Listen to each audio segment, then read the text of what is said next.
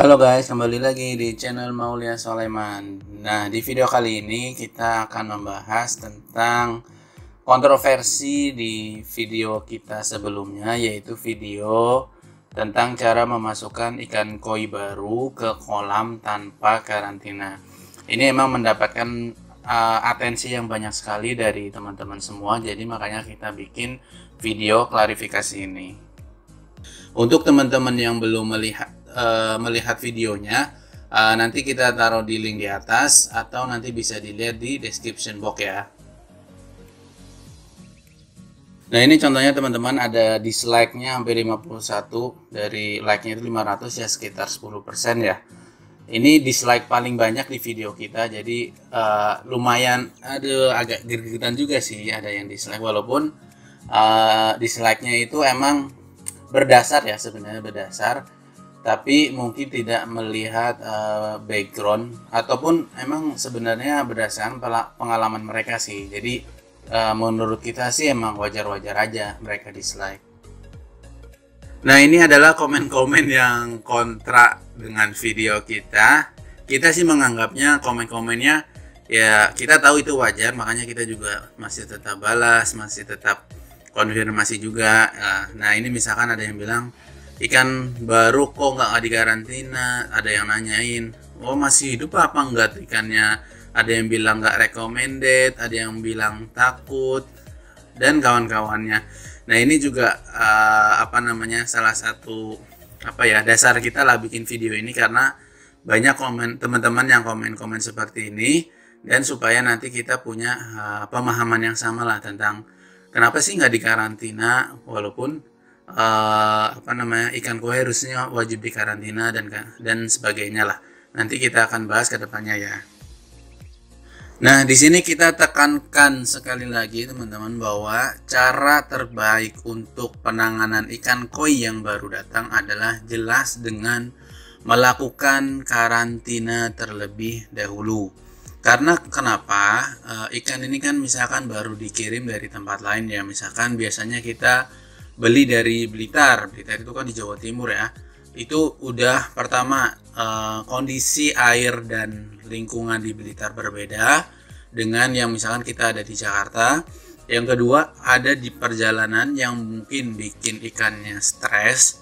Jadi itu bisa mempengaruhi kalau nanti dia dimasukkan langsung ke dalam kolam. Makanya adalah cara terbaik, yes, kita agree bahwa itu adalah harus dikarantina terlebih dahulu. Nanti untuk video tentang karantina ikan kita juga udah ada, nanti akan ditayangkan mungkin beberapa waktu ke depan ya. Nah, terus kenapa sih kita melakukannya tidak dengan karantina atau tanpa karantina? Karena ada beberapa kondisi-kondisi yang membuat pemilik koi itu tidak bisa melakukan karantina. Apa aja kondisinya? Nah, kondisi-kondisinya adalah yang pertama jelas adalah tempat. Untuk teman-teman yang tinggal di Jakarta, pasti tahulah lahan-lahan di Jakarta itu sangat sempit, rumah-rumahnya juga sempit, kecuali yang memang duitnya banyak ya. Jadi benar-benar lahan untuk tempat karantinanya itu sangat sempit. Bahkan untuk kita bikin kolam saja itu udah menguras lahan yang lumayan banyak. Jadi tidak ada lahan yang bisa digunakan untuk melakukan karantina. Yang kedua adalah ya jelas tempatnya. Tempatnya sebenarnya nggak harus di kolam. Kita bisa memakai kolam terpal atau memakai kolam fiber. Tapi ya itu, dia karena makan tempat juga agak susah untuk tempat karantina lah intinya. Sebenarnya untuk kolam terpal itu kan bisa dibikin portable ya, bisa dibikin terus nanti dilempit lagi. Cuma itu juga mengganggu karena ketika kita lempit lagi tuh kolam terpalnya biasanya akan keluar jamur. Nah, jadi itu agak susah ya untuk maintenance kolam terpal yang seperti itu. Sebenarnya paling bagus kita punya kolam karantina sendiri, atau enaknya sih ada kolam fiber. Tapi ya itu masalahnya, yang pertama kita harus punya lahannya, yang kedua ya harus beli lagi. Itu sih untuk teman-teman yang pemula mungkin dan effortnya lumayan banyak dan uang yang harus dikeluarkan juga lumayan banyak. Jadi itu adalah pertimbangannya sih. Pertimbangan ketiganya selain dari lahan, terus tempatnya, yang ketiga adalah kondisinya. Sebenarnya kondisi untuk tempatnya itu harus benar-benar proper ya. Kalau kita mengkarantina di tempat yang tidak proper ya ikannya bisa mati juga. Misalkan kita karantina di bak yang ukurannya cuma misalkan 100 liter, ya besoknya matilah ikan itu. Karena biasanya untuk karantina itu kita minimal 200 sampai 500 liter. Jadi ukurannya harus lumayan. Jadi nggak sembarangan kita bisa membeli kolam karantina atau akuarium misalkan untuk karantina. Jadi harus benar-benar proper dan kita harus benar-benar menyiapkannya. Misalkan airnya harus disiapkan, terus harus ada pompa buat pengaliran air, harus ada aerator, ada beberapa hal yang perlu kita beli dan perlu kita siapkan. Makanya itu adalah pertimbangan-pertimbangan yang harus dilakukan ketika kita mau melakukan karantina ikan koi baru yang baru datang. Cuma kalau kita nggak mau ngambil resiko, yes, itu harus dipenuhi semua karena emang itu adalah dalam tanda kutip adalah standarnya lah, standar SOP-nya untuk ikan koi yang baru datang. Cuma untuk teman-teman yang bukan tidak mau sih, mungkin tidak bisa melakukannya, bisa melakukan cara-cara yang kita lakukan di memasukkan koi tanpa karantina. Nah, sekarang kita masuk apa aja sih yang harus dipertimbangkan ketika kita ternyata mau memasukkan ikan koi tanpa karantina. Untuk step-stepnya udah kita jelaskan di video memasukkan koi tanpa karantina. Udah kita jelaskan juga, bisa dilihat di link di atas atau bisa dilihat di description box. Nah, apa yang harus dipertimbangkan? Yang pertama adalah pastikan ikan yang datang adalah ikan yang sehat. Kalau ikannya tidak sehat, jangan dimasukkan langsung ke kolam. Komplain dulu ke pembelinya. Yang kedua adalah ikan itu sudah dikarantina oleh penjualnya. Jadi, jangan sampai kita beli misalkan hari ini ternyata ikannya belum dikarantina nih, besok dikirim. Terus masuk ke kita besoknya lagi langsung masuk kolam, itu bisa-bisa ikannya mati. Kenapa? Karena ikan yang datang itu mungkin dari kolam sawah, habis itu dikirim langsung oleh penjualnya, habis itu masuk ke kolam beton. Nah, itu beda banget lingkungannya dan beda banget suhu, mungkin airnya dan kawan-kawannya. Kalau kolam sawah kan butak ya, kalau kolam beton kan jernih, mineralnya juga berbeda. Makanya itu bisa bikin ikan stres, bisa bikin penyakit dan kawan-kawannya. Jadi pastikan dulu bahwa ikan yang dikirim dari penjual itu sudah dikarantina terlebih dahulu. Yang ketiga pertimbangannya adalah pastikan langkah-langkahnya itu tepat. Gimana tepatnya? Maksudnya itu udah sesuai dengan prosedur, bisa dari ngelihat punya kita atau bisa ngelihat dari YouTube yang lain.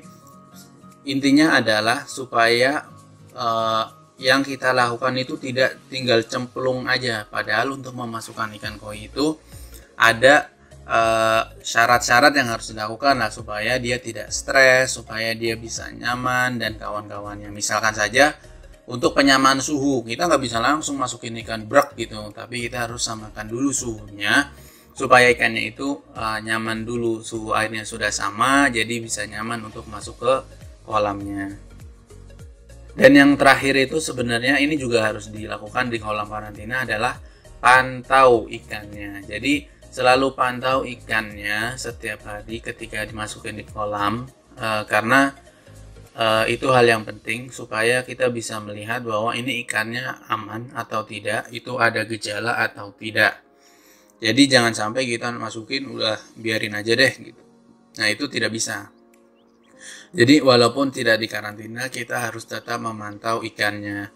Dan jangan lupa juga jangan menyalahkan untuk yang tidak karantinanya, tapi cek dulu kondisi kolamnya apakah sudah proper atau belum. Karena untuk kondisi kolam yang ternyata tidak proper juga, misalkan saja ternyata dia overpopulasi tapi tidak banyak aerator atau tidak banyak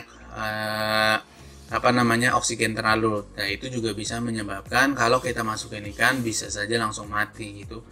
meskipun itu sudah dikarantina juga. Jadi hati-hati ketika melihat kondisi kolam, apakah kolamnya sudah proper, udah mature, dan apakah populasinya sesuai. Nah, tadi kan ada yang nanya ya, apakah ikannya masih hidup? Nah, teman-teman bisa melihat sendiri bahwa ikan kita itu masih lincah-lincah, masih jinak-jinak, dan masih rakus-rakus. Untuk diketahui teman-teman bahwa ikan ini semua itu semuanya tanpa karantina, kecuali ada cuma 2 ikan yang kita karantina. Jadi 95% ikan kita itu semuanya tanpa karantina. Hanya 2 ekor saja yang kita lakukan prosedur karantina.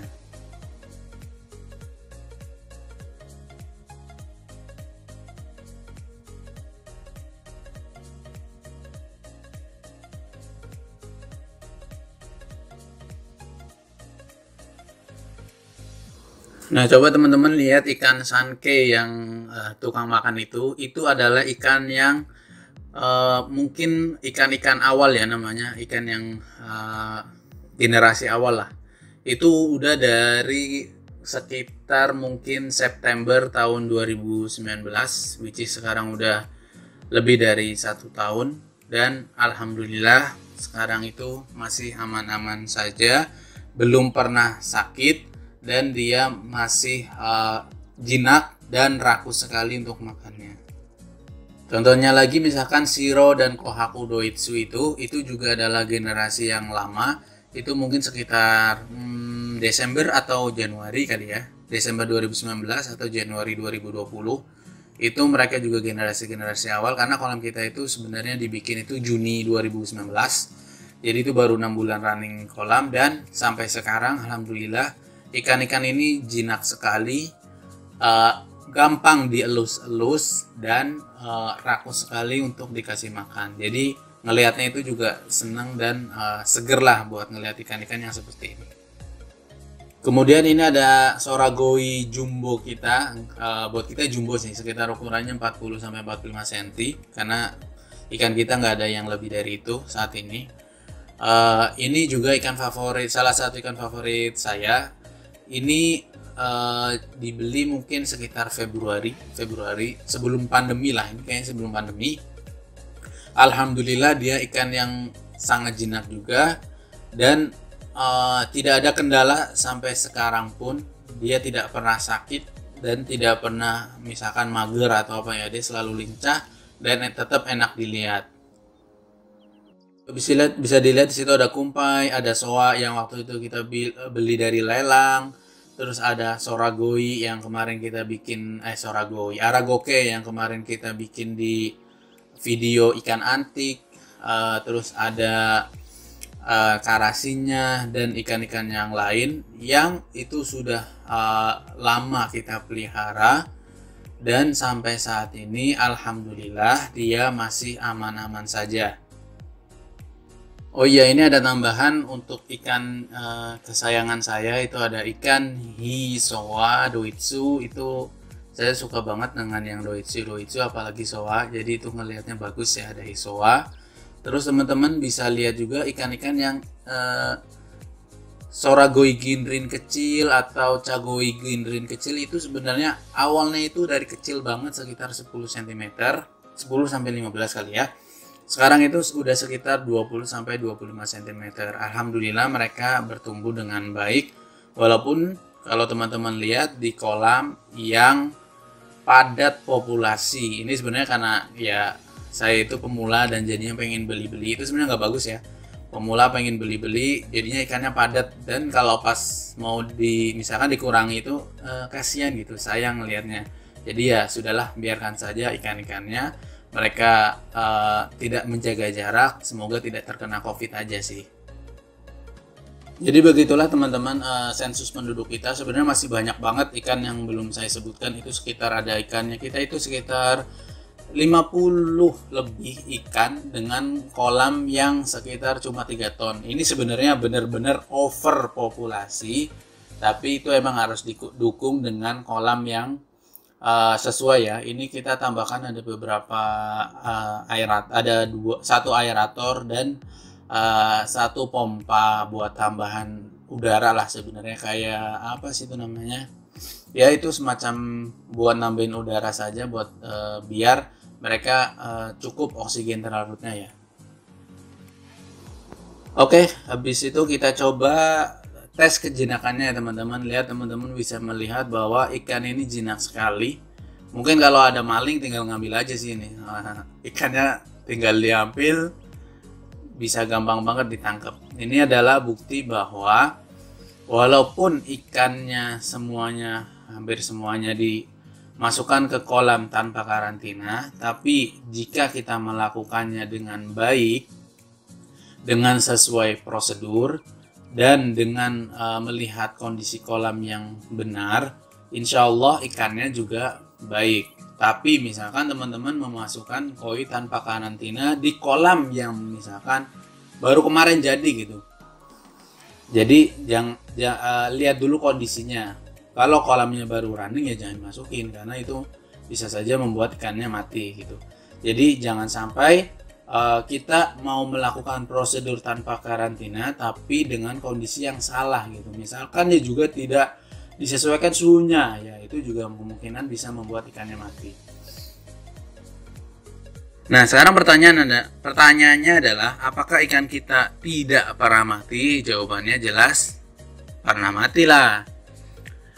Mungkin beberapa orang yang melakukan karantina pun ikannya pernah mati gitu. Kita ada mengalami sekitar 3 kematian, ya 4 kematian. Yang pertama, waktu itu kita videokan yang kematian soa yang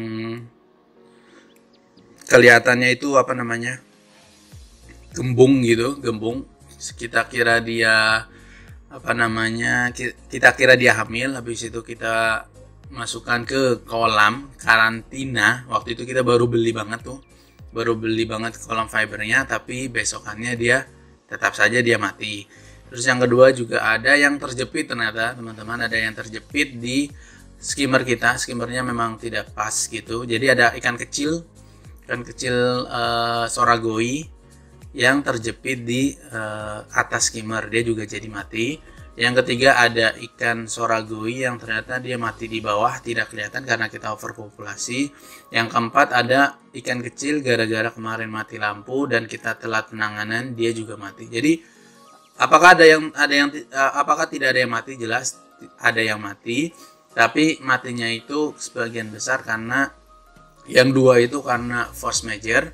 Yang 2 lagi adalah karena saya tidak tahu, itu mungkin ada pengaruhnya tentang jamur, karena mungkin musim pancaroba juga.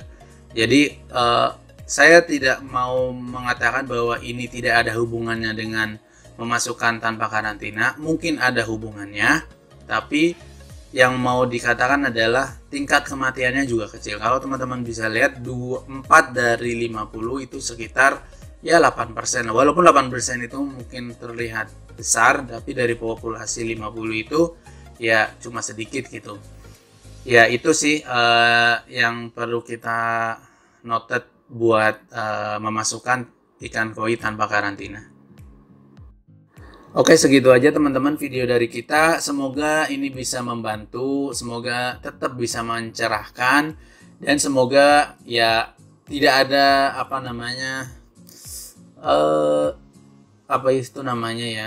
salah paham. Oh ini masukinnya nggak bener nih tanpa karantina. Itu ada backgroundnya kenapa kita memasukkannya tanpa karantina.